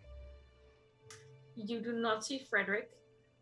You see Astrid, but she's on a parallel path, talking very animatedly with some young gentleman in a house uniform, wielding some cutting scissors and a pruning shear, as that poor man behind her, next to her, in front of her, is just carrying clippings. And somehow she's wielding two shears and writing things down, and he's sort of guiding her towards some weird looking plant. You yourself don't know what it's called. What you do see is, from one of these side paths, is your mother approaching, and somehow on the terrace peering through some double doors. You have to squint because it's quite far away. But you've seen the silhouette before, and it looks like Komrik storming. And he sort of stops at the top of a terrace and just takes a moment to look around. Your mother, however, is much closer than Komrik is, because she knows all the best paths and definitely had a servant waylay Komrik for just a little while. I think there will be a brief, momentary look of confusion as Linnea tries to sort out if that's actually Komrik or if it's her eyes playing tricks on her. And then she will focus much more pleasant look as her she readjusts and focuses on her mother. Johann will also look up and glance. He hasn't noticed Komrik, but he has definitely spotted your mother, and is of course getting up as is appropriate. Elise smiles. Sort of like and... wiping his mouth gingerly. Sure. Just a little late. If I should, Linnea would also get she's sticking with manners. I just No, you're allowed to stay sitting. You're good. Perfect. Elise forgives Johann the impropriety of wiping his mouth and will allow him to push in her chair and kind of help her get situated as he is expected to. And when she sits, she of course addresses Linnea first. I hope you have been enjoying your time here in the garden. We could not have asked for better weather. And Johann, it's of course wonderful to host you here at our home. I believe we've been having I won't speak for him, but I've been having a lovely time. Yeah, both your home, your garden, and your daughter are quite well tended, if I may say so. Have you been able to you spend so much time in the countryside. Have you been able to talk about how you make the days valuable? I have certainly attempted, but I was very much worried that I might bore your daughter, as I'm well aware of my reputation. I haven't found anything that you've mentioned to be boring. I would love to hear more about all of that. You're not saying this merely to be polite, because at this point we really should be speaking clearly with one another, and I know many young ladies of your breeding and standing would prefer not to hear all about my gardens, my horses and my dogs, and the lake where I go swimming.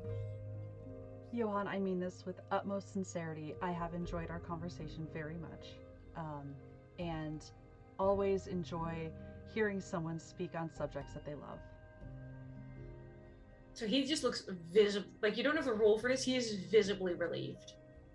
Aww.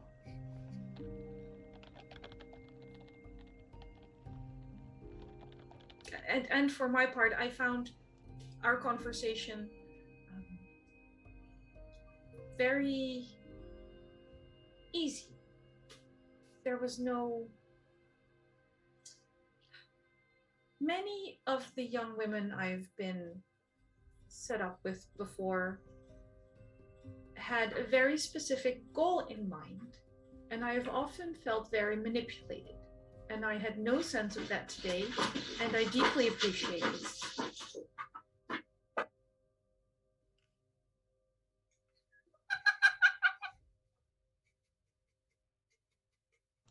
Please forgive the family dogs. Again, I love dogs. Which also relieves me to hear, because anyone who is an animal lover is, you know, automatically it just puts me a little bit more at ease, you know?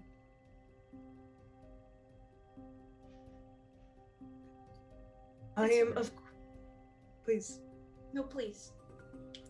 I am of course glad to hear that your visit here has been comfortable.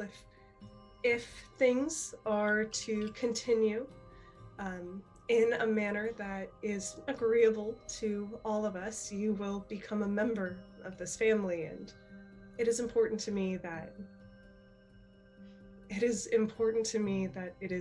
you do not feel manipulated, that you feel comfortable here. Oh, I certainly do. I have some questions pertaining perhaps to Miss Holmgren's friends. I spotted a few of them in the garden, and they seem to be quite a collection of characters. You have a keen eye. They're hard to miss. I'm sure you'll get on swimmingly. The lady with the shears? Oh, I think you will absolutely find things to talk about. I'm not worried about our potential conversation. I'm not sure I want her near my greenhouse with those clippers. Perhaps we could remove the shears, but I think perhaps maybe there is something she could suggest for your greenhouse as well. Interesting. And the gentleman currently coming up the path, not going to be a problem, I assume. He seems to have a rather set look in his eyes as he glances towards Komrik, who has easily spotted the pavilion from the terrace. Are you moving towards him, Komrik, or are you staying where you are? Oh, I'd stay exactly where I was at. I know that I'm seen. That's good enough for me. Forgive me, I'm not used to seeing gentlemen carry weapons around the house. Is there anything I need to know about you and him? Do I need to expect a challenge, perhaps? No more so He is than carrying from my dueling pistols. manservant. Yeah, but that's just sort of he was a soldier and has, well, it sounds as though you're aware of my week abroad. He was instrumental in serving as my protection. I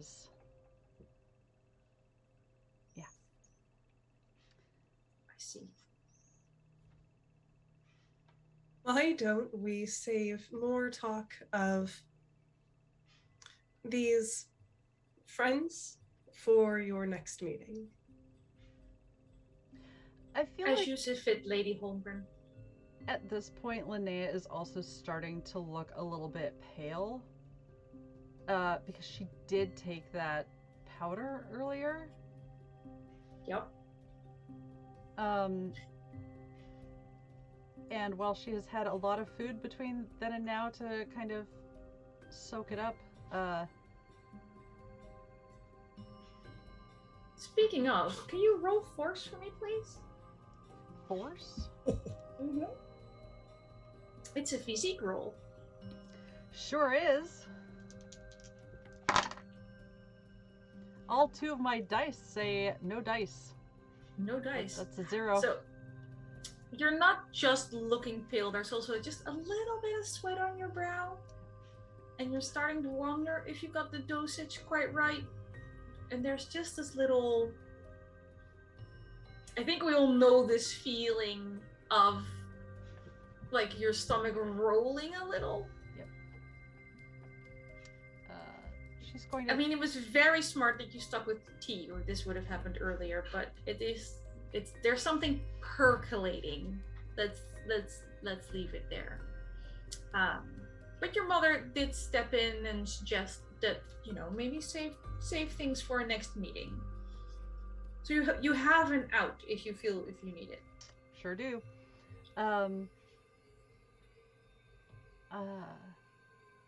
It has been lovely getting to know you. I look forward to Agreed. Our next meeting and future correspondence. Then I may and- call on you again. Yes, please. Wonderful. Thank you so much for your time. It's been a pleasure. Let me take you kind of out of the garden, and we will make sure that you make it home. Send my regards to your mother. Of course, Lady Holmgren. And he will offer you his arm. And with another nod at Linnea, escort you towards the front of the house. The moment it is safe to do so, when their backs are turned or around the corner, Linnea will hie off to somewhere more appropriate. Probably your room. I will say that if you're going from the pavilion to your room, you have the option of going past Komrik or the option of avoiding Komrik. You can also, if you want, collect Astrid on the way, but she is still deeply into plant-based discussions with her favorite new gardener. If she is having a good time, she may continue to have a good time. Especially because Komrik knows I'm there, right? Like, has been seeing this whole situation. Definitely. I will pass him. I will also point out that on their way to the front of the house, Elise and Johann will pass Komrik. And even though Johann is considered boring and mild-mannered, there is a look. Komrik would give them both a bow as they pass. There'll be the inclined head that society demands as an absolute minimum in return. Komrik doesn't even get eye contact from Elise. Perfect. Yes.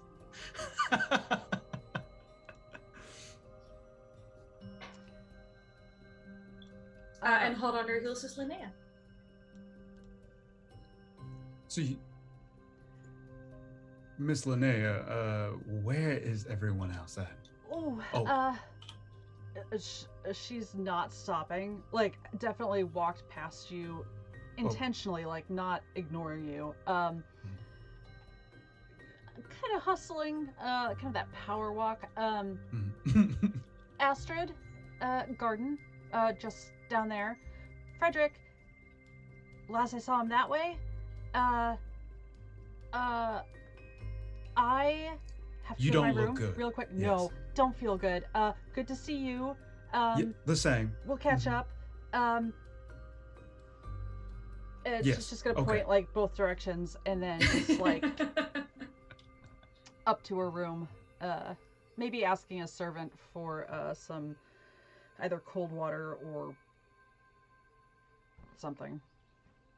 You get a wash basin full of cold water in your room, of course.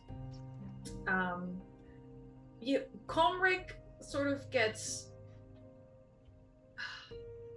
enough for a decent amount of potpourri, and then gets sort of escorted towards the house again with a, maybe as a butler you should be doing butlery things. So he is ushered to your room to assist you, but I won't do that scene now because Wilde isn't here. And we will leave Astrid in the garden unless Mikyl, if you have something Komrik needs to do right now. I would attempt to find Astrid, but that's about it. Just trying to track her down, see where she's at. Just follow the trail of destruction in the garden. Correct. Yeah. I have been. I'm pretty sure I could probably hear her. Yes, she sounds That's very excited. amazing! Wow. Look. Okay. Astrid Astrid is easy enough to find. Yes. I don't know if she sees you coming. But if you two have anything you want to discuss right now is a good time. And otherwise, I hate doing this without Wilde, but we have to do it at some point before we get into season 2 properly.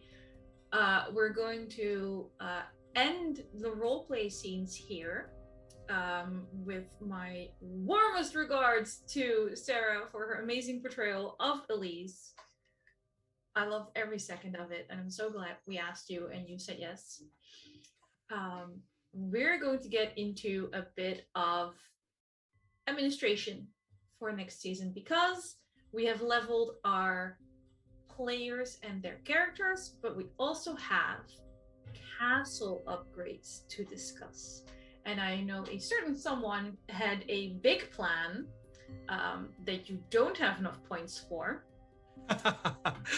So you have to sweet talk your party into agreeing, and then either we should roll for it. Well, no, and then you have to how to put this? Tell me what you're willing to give me in exchange for me waiving the prerequisite for the item you want. So, Baker, what did you have in mind for Castle Gyllencreutz, your dilapidated headquarters? I think that given the sheer amount of chaos and harm that happened to our players, like it's clear we need some medical help. I'm not saying that Astrid gets us into a lot of trouble or that she dropped anyone down a hole, but I don't feel responsible for any of the things you're saying. But I think the ability to be able to like do medicine on the fly would be a very good thing. Plants are incredibly helpful and they exist everywhere in the world. And so if we were to say have an herbalist, which we do, I'm a herbalist. What?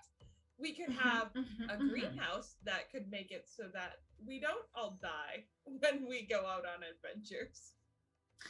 So counterpoint, one of your arguments was plants exist everywhere. Why do you need a greenhouse? Because plants exist everywhere, but not all plants exist everywhere. And I need a greenhouse to grow me some things that are more helpful, but are maybe found in places like the mountains. Okay. And also so we can cultivate them so we don't have to purchase them. So I know accidentally that Komrik is kind of cool with this. Because Mikyl almost picked the herbalist talent until he heard you had it, and then he switched. Eva, how does Linnea feel about a greenhouse?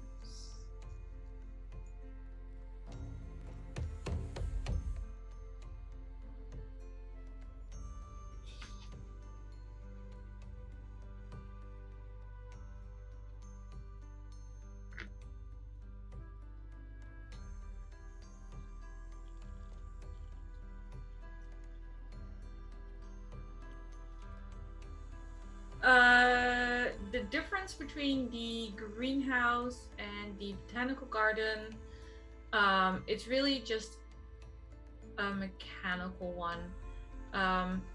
The greenhouse assists in the person with the herbalist skill helping you like while you're traveling, whereas if you're home and you're recovering in the botanical garden and you roll to recover from mental conditions, you need 1 success to recover 2 conditions.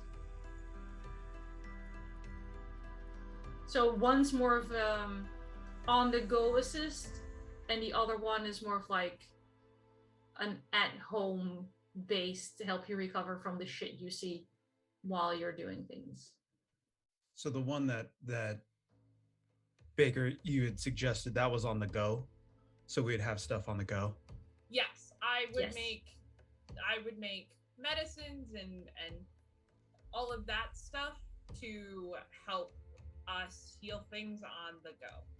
Right. Yeah, so she would harvest from the greenhouse to make things that can help you further on, whereas for the botanical garden, you have to be in the garden for it to work. They do Right, both have the same prerequisite, which is a gardener, which would cost 4 points to get the gardener, which you have 4 points, but the greenhouse is also 4 points. So that would be the second part of the deal, where you convince the DM to forgive you the cost for the gardener in order to get a greenhouse. Oh, I see. So we're gonna forego Either that the or gardener. if you convince me somehow, either by giving me more knives or offering a complication, perhaps agreeing you will all take a -1 dice on an important roll in the future, that sort of thing. Like, you'd be paying for the gardener with something other than points. Either that, or you say, that's not something we're interested in, we're just going to get the gardener now, and then next advancement we can see about getting the greenhouse. So that would be at the end of this arc. So we couldn't just say like, oh, hey, Astrid had super good rapport with that one gardener. Like, what if he has a nephew or something that needs a job? I mean, that is how we could make it work story-wise, but system point-based wise, I'm still going to need something from you. Because I might be a kind and a benevolent DM, but I'm also kind of mean. And I want something from you. I already gave you a seance parlor for free. You know, at some point, end.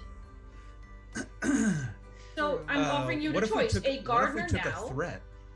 or exactly either a gardener now, or an additional price to be paid in exchange for a gardener and a greenhouse. Would it be a proper bargain with a threat? Michael's really angling for that threat. Because because we normally like. I still have a threat in my back pocket that someone bought for you last season. So I kind of feel like I'm good. I kind of feel like I'm good on threats. Okay. So what do you want to give up, Baker?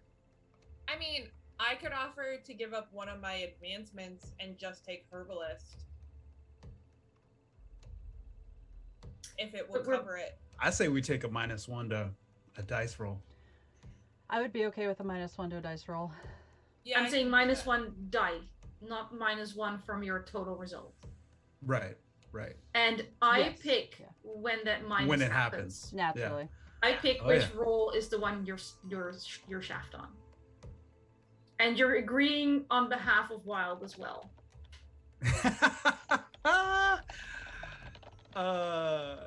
Wilde, are you in the chat? If you are, put your comments.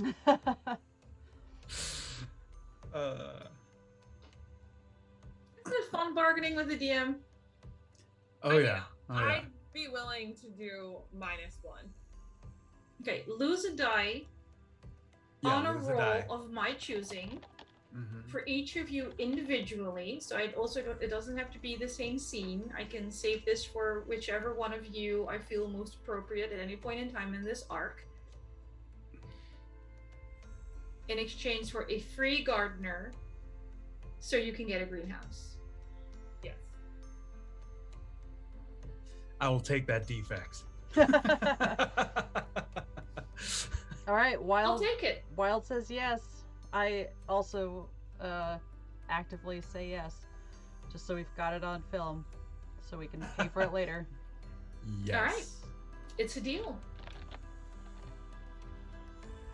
I'm sure nothing could possibly go wrong. So Astrid does in fact recruit the gardener's nephew. And you start your greenhouse on the property of Castle Gyllencreutz. Nice. And all of the clippings that I took from Linnea's house come with us. Congratulations, your greenhouse is currently mainly decorative. Actually, a lot of the stuff that you listed off does have medicinal purposes. If you use enough of it, yeah. Am I Gotta grow correct in assuming that our caretaker is exceedingly frustrated that we went like greenhouse and seance room instead of like fixing the stairs or patching the roof or Oh yes. Oh yeah, no. The rest of the staff hates you at this point. there is a contact called Fixer, and they fix things. So it's like a handyman, and we could have gotten that, but no, we sure didn't. could have. Oh no. Nope. No, we need more facilities first. Right. Absolutely. I was thinking like banker or I don't know, police constable. I mean, if you guys don't want to go with it, we don't have to. You know, guard, stable boy, so we could get some friggin' horses. Get a you know, stable. We gotta get a stable. record keeper, so you get extra experience for the fact that you keep doing the recaps for me. I Yeah. have to say, Occult library. as useful as all of these seem, the greenhouse absolutely feels on brand. With us? Yes. Yeah. It does. absolutely. It certainly matters. For our party? Yes. Next round, we can go coachman or whatever. Yeah, for sure. I mean, if you can get an inventor, you can get the difference engine, which makes everything else cheaper. Oh. But that's a little. It's very metagamey. There's one thing we don't do, it's metagame. True. Look, I think if like Wilde was in stream, he would have been like, so we need a gymnasium. Right, yeah. No, so Frederick has somewhere to do his push-ups. He can do that in his closet of a room with no window. right. But No, having heals on the fly is what we needed. We were on an island, like with all of our conditions. We couldn't really do anything, so it makes sense. To be fair, a lot of the conditions you didn't necessarily need. Never mind. A lot of choices were made. Yeah, I feel like heals on the fly would have helped, I don't know, Rollo more, or probably not Lalo, but... I mean, Rollo's alive. Lalo was never... Lalo would have stood a chance if you as a group had been faster about solving the mystery. She was just part of the time schedule I had in mind. Coachman would be great though. Yeah. So what the greenhouse, is that under the facilities or like found, like we uncovered the... Basically you uncover the remains of one and then you fix it up. Nice. Does the gardener help with like the yard too? He does, but only aesthetically. Okay, so we're not gonna find out what the weird shadows were from that first time you described of things creeping through the garden? You wish. Also, are they gonna eat the gardener? I totally forgot about that. I mean, there's a reason I said I'm good on threats. Oh, poor guy. He just got hired. Yeah, well. How are you gonna get Astrid's fired on your warn- day off, Craig? I mean, sometimes you get fired, sometimes you get eaten. It is what it Oh, poor guy. is. Ash is just gonna be like, just watch out for the Everything. the things. Just watch out for everything. Yeah, like try not to get eaten. I'll be in the library. All right, having second thoughts about, you know, who hired him and what he's doing here. Ashley like offers to bring books so we can learn more if he wants. About shadows or about plants? Plants. Both. Shadow Yeah, plant. probably both. both. She would probably start explaining the occult to him, offer to read his future. Fair enough. Creepy. It's her way of saying hello. It kind of is, right? At I will say we have a few minutes left. We've agreed on the gardener, the greenhouse, and their price. But there were a few other things we need to discuss. One isn't about the greenhouse or the castle necessarily, but it is between Astrid and Komrik. And you know what I'm going to ask. Who has the ring? I do. I think we did resolve that. He never agreed to be tied up and held down, so he didn't get the ring back. Fair enough. And you didn't like... But I haven't stole it back either. I was about to say, we did a bit of a time skip. Komrik at no point snuck into anywhere, did a little stealthy, sleight of handy, getting his property, be mine ring back. Or... I do... We're just letting this... Oh, sorry. No, it's not done. It's not over with. But definitely has not been available since, you know, Lalo was dying and we were trying to find a kid and also a baby. I mean, you ended up finding 2 babies. It was win-win. Right. So, yeah. She still has it. Komrik hasn't forgotten. Okay. Then there was... Yes, Eva. Just at some point, and I don't know if this would be more appropriate for next session or not, I think Linnea would like to draw Astrid aside and ask if she would do a reading for her. I think now would be a perfect time for that.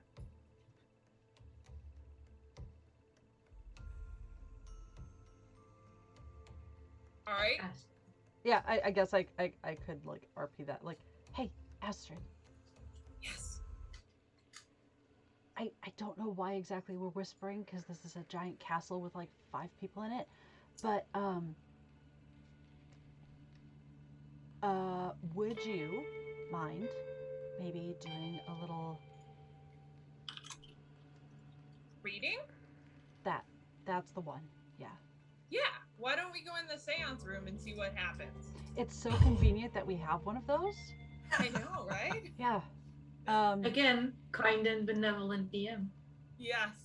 Yeah. I really appreciate the crafter of this this castle that we're in, this setting, as it were. All right, it's been a minute. What do you need from me? How do I sit? Do I stand? Well, that depends. How much do you want this to work? I mean, probably as much as possible. Okay. I'm gonna need your hand. I'm gonna put a little cut in it. It'll be fine. And we're just gonna smear it on the glass ball. This seems perfectly normal for this time era. I am in no way concerned about germs. I cleaned my knife. Appreciate that. She will... I think Astrid starts pulling out chicken bones and then remembers she doesn't need to do it because, like, at this point I assume at some point she, like, sat Linnea down and went, look, I don't actually need to do all the weird things. It's to distract you from the fact that my eyes are going to roll into the back of my head and I'm not going to speak. It's really effective, though. Like, the bones really do give off this, like, ambiance. Also, Johann found some random little bones in a box, and I really think, I'm not saying you two would be good friends. I'm just saying, like, he has a lot of stuff that I feel like you'd be into. So if there's a way that we could, like, cross those paths at some point, might want to look into that. Maybe we could do, like, a group trip to his country home, and perhaps scope out his greenhouse. Ooh. That could be fun. And bone collection? Let's not think about my possible fiance's bone collection. Bone collections are fun. Sure. I show you mine all the time. Yes, and I appreciate that you have such a clean and extensive one. Thank you. And very well cataloged. he just doesn't know what his bones are. And I feel like that speaks perhaps to, yeah, so my hand's bleeding. What did you want me to do with it? Yeah, just put it on just smear some blood on the ball, and also I'm gonna take some, and there we go. Yeah. And like Astrid like ties it up. Cleaned your knife. Did you clean the ball? You know what? Doesn't matter. It only had my blood on it. It's fine. That's fine. All right.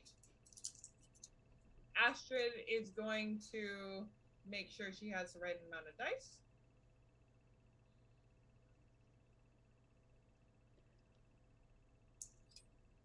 Yes.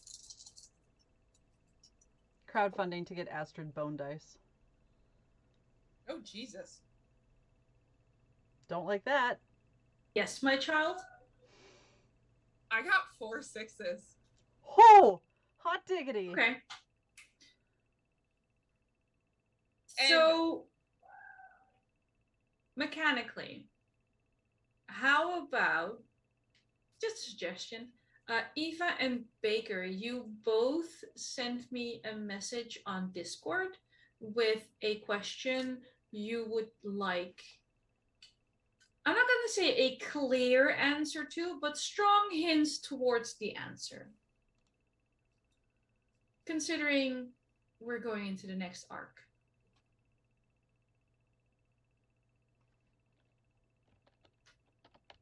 Like right now or in the future? Now. Okay. Because you're doing the seance right now. But separately.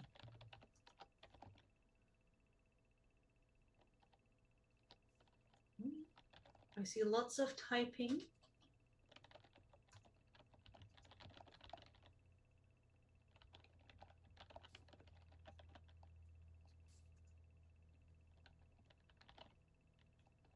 I'm tempted to play the Jeopardy hold music, but I feel that might ruin the mood.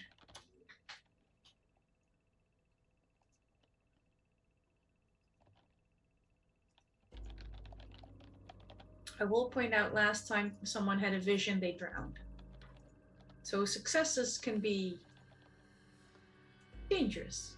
He got better. I got better. Thank you. Mm-hmm. I was the one who drowned. Oh, that's, yeah, because you were following, yeah. Well. Yeah, because I am the Chaos Goblin of this campaign. And I touch everything and do everything. Thank you, bud. So, as you are giving Linnea this reading, Astrid, you're focusing on her blood. And you're in this seance room, and even though the rest of your trappings are just for show, this seance room helps you ground and focus in a way you're not used to, and you feel yourself swept along into a vision. And you are aware of each other. You know you're in this together. And your first overwhelming sense of everything is just water all around you. And then the water turns into waves, and a cresting, breaking wave turns into a lovely burbling fountain in a lovely manicured garden where lots of wonderfully dressed people are milling about. You see Komrik in fabulous clothing. You see Komrik dressed oddly appropriately. You see, for Astrid, a lot of people that bear a striking resemblance to Linnea. Linnea, you see your family. standing around your home, your country estate where you grew up, where you spent most of your time. You see Agnes dressed at what can be only described as a bridesmaid.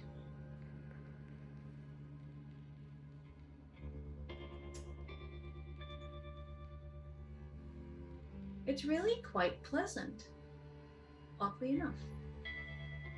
There's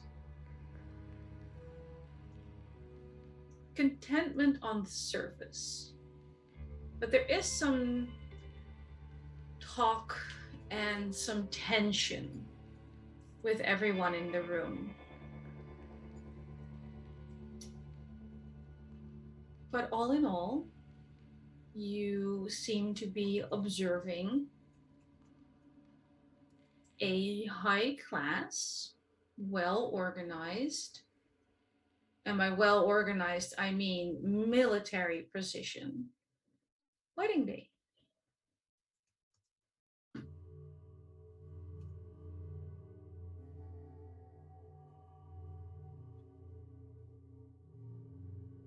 And the vision fades, and you find yourself back in the seance room.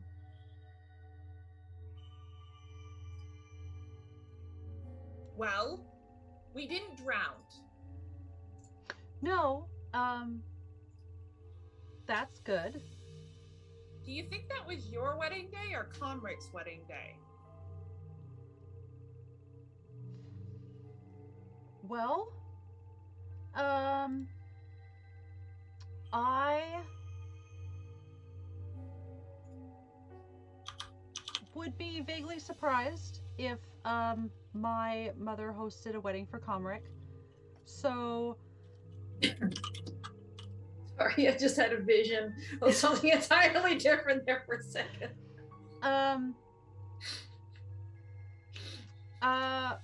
Logically probably seems like mine. From my position, was I able to see like what I was wearing? I know you didn't see yourself. Or Astrid. You're like observing without being there.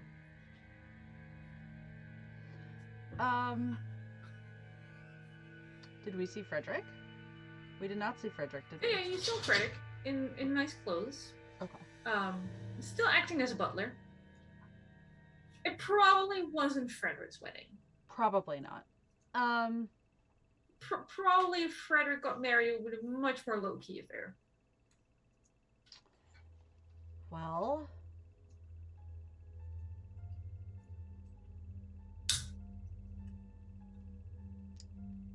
still sort of feel like I'm going to be sick. I don't know how I feel about that powder. Did you drink the chamomile tea that I made? Sure did. Sure did. Okay. What if? Why was there water? I'm guessing that has something to do with Komrik. Plus, I'm still wearing that cursed mermaid ring.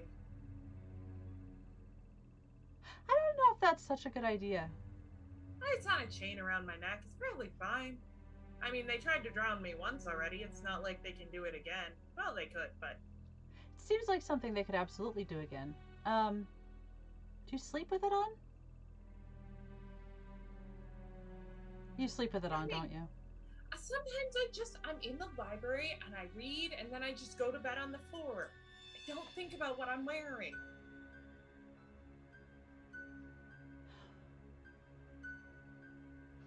Okay. I need to process a little bit. Plus, I don't want to put it by any of my like magic implements because I don't know what that would do. That's probably smart.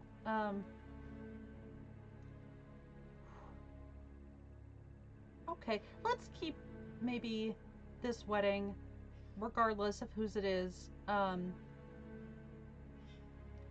maybe between us for right now.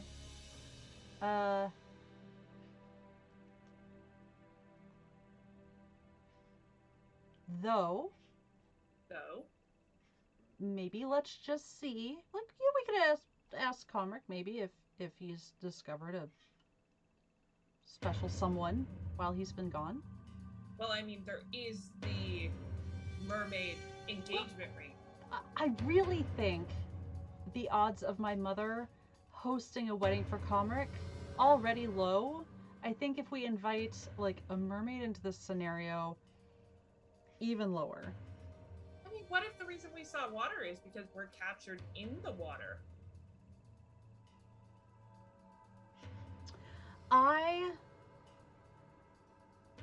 am not getting any better feelings about this. Okay.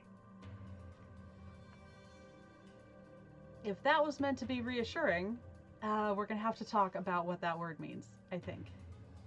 I'll look it up later, I promise. Okay. Okay. Why don't you show me your bone collection again, and that might calm me down.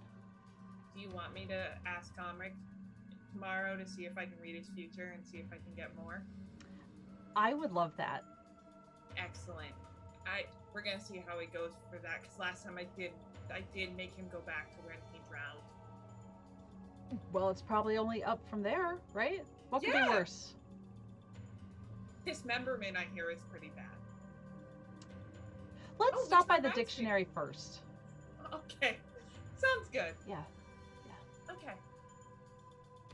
And then I think Linnea will take her hand away and just kind of wipe it with a handkerchief and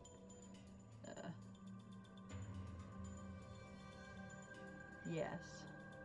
Yeah. All right. I think that is an excellent place to end it for this week.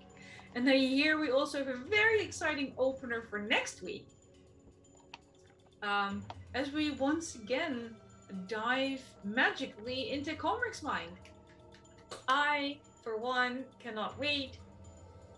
Please have backup characters. Oh, you know I do. I mean, I know yours is Agnes. The rest still needs to think about things. Astrid will be removing the, mermaid cursed ring and giving it to Linnea while she is reading the future. Why do you keep calling it cursed? It does exactly what it's supposed to do. Because it magically appeared on my hand after I was nearly drowned in a vision. I mean, how are we defining drowned right now? Never mind. I coughed up water! Look, maybe magic users shouldn't touch magic items that aren't meant for them. Let that be a lesson. Cross genre, cross system.